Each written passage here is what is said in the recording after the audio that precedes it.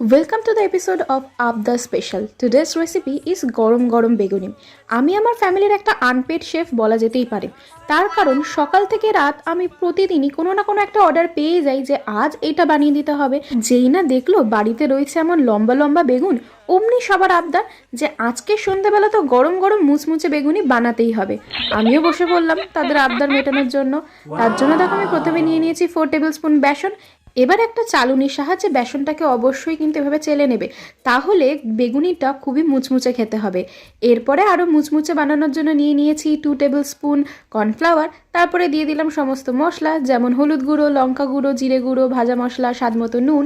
এবার প্রতিবারে অল্প অল্প করে জল দিয়ে এরকম একটা থিক ব্যাটার রেডি করে নিতে হবে। এরপরে মাখিয়ে রাখা বেগুনগুলো এই বেসনে ডিপ করে গরম গরম তেলে ভেজে নিতে হবে যতক্ষণ না মুচমুচে হয়ে যায়। দেখো দোকানের মতো একদম হয়েছে না? এবার চটপট করে লাইক আর কমেন্ট করো আর শেয়ার করে দাও প্রিয় বন্ধুদের সাথে।